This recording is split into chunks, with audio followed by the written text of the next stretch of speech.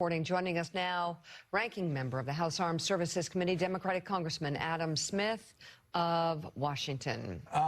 Thank you so much for being with us, Congressman. It's good to see you again. You know, one of the things that was striking about the Washington Post article is how the head of the Armed Services Committee in the House and the head of the Armed Services Committee in the Senate, both Republicans, standing shoulder to shoulder with their Democratic ranking members on this. Can you explain to Americans watching right now why it is that Republicans and Democrats alike are so disturbed by the news coming out of this Washington Post report?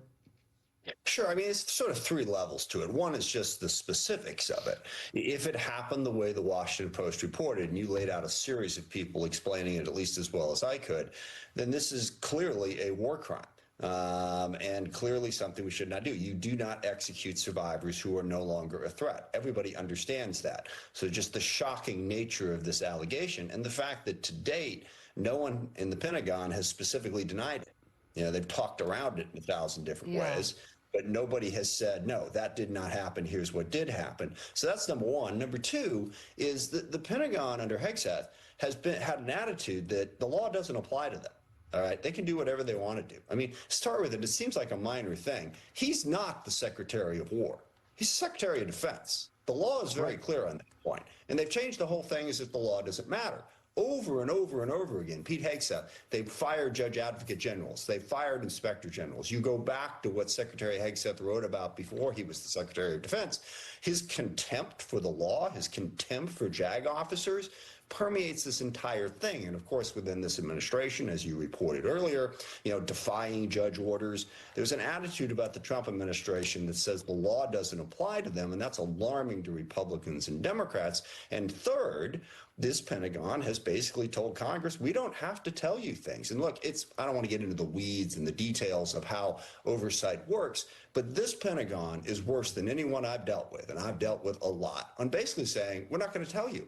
To date, we still don't have the basic intelligence that forms the reasons for why they think these cartels are central to what they're doing. They're not providing that. And Republicans, they want to do their job in Congress too. And this Pentagon has said, we're not going to let you. So that's why you have a bipartisan pushback on this particular issue. Right. And people need to understand this is such a break from tradition. I served actually with a congressman of the Armed Services Committee hundreds of years ago. But whether it was a Democratic president that we were in the middle of impeachment proceedings with or a Republican president, they immediately would send David Ignatius, generals, admirals, lawyers, you name it. The Pentagon would send people over so the House Armed Services Committee and Intel committees would have all the information they needed. Can I see David Ignatius for a second? When I reference his name, let's see David for a second. And David, there he is. David, welcome to the show. You know, what's so interesting, what Congressman Smith said was, we don't have any denials right now from the Pentagon. In fact, the most unserious of responses came last night when he's being accused by Fox News legal analysts of war crimes or worse, possibly murder. His response to whether it's Andy McCarthy, conservative stalwart, or Jack Goldsmith, conservative advisor in the Bush administration, is to send out a mocking cartoon, which I just need to explain for people that are viewing right now, something that we've talked about for months now. Pete Hegseth is not only not popular in the United States Senate among Republicans in the House, he's not popular inside the White House. They don't like him, and they haven't liked him since he lied to them during the transition process. So David, give us your overview of everything that's happened, and then please ask the congressman a question. Yes. So first, I should say I've been hearing since last summer from people who were in the Trump Pentagon that Secretary Hegseth's days are numbered.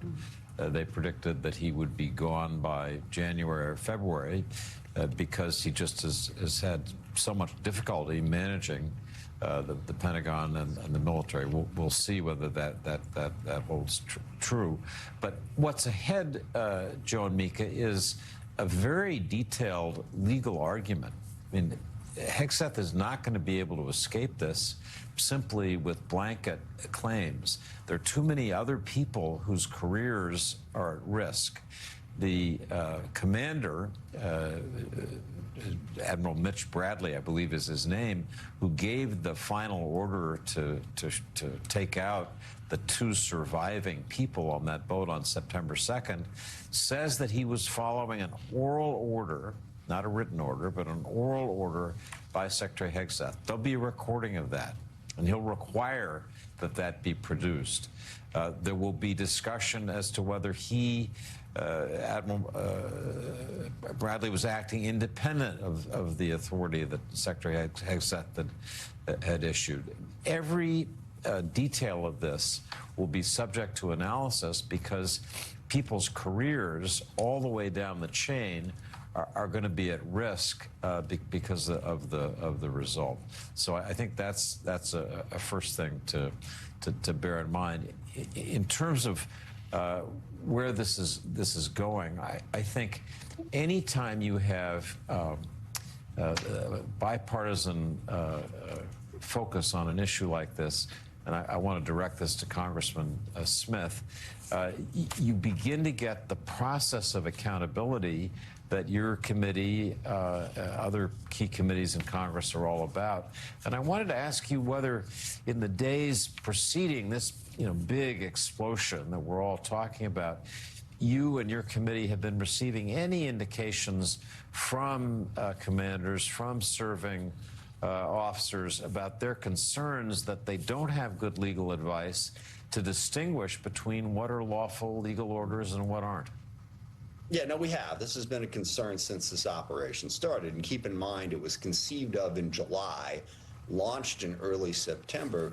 Congress wasn't briefed on this until late September, well into October. So, yeah, those concerns are rampant, but let's not lose track of who's really responsible for this. I am no fan of Secretary Hegseth, but he is exactly the Secretary of Defense that President Trump wants. Let's not forget that. He wanted a Fox News personality to go out there and talk tough and not ask questions to anything that Trump ordered him. Yeah, you can fire Pete Hegseth, but there's a lot that has to change within the White House. And let's just get to the fundamental issue. What are we doing down there? I mean, double tap, illegal strike notwithstanding, if the whole purpose of this is this scourge of drugs, this scourge of cocaine that's coming into the U.S., and then, as you mentioned earlier, the president pardons a convicted drug dealer from Honduras. He's saying we have to put pressure on Maduro because Maduro is under indictment in the U.S. Well, you got a guy who isn't just under indictment. He's been convicted, and the president pardons him. Is this really about drugs? Or is this about Donald Trump's 19th century way of looking at the world, that he wants to bring the Western Hemisphere to heel? And not to tie it all back, but even going to Ukraine. Why does Trump want to give Ukraine to Putin? Why did he put that Russia peace deal on the table? He's taken us back to spheres of influence. All right. And this is so bad for the country. It is certainly ignoring the rule of law. But this global approach to politics and foreign policy is making our country less safe in a profound and lasting way. And that has a lot more to do with how bad a job Pete Hegseth is doing. Ranking member of the House Armed Services Committee, Democratic Congressman Adam Smith, thank you very much. And joining us now, we have former Army Judge Advocate General and professor at Texas Tech University Law School.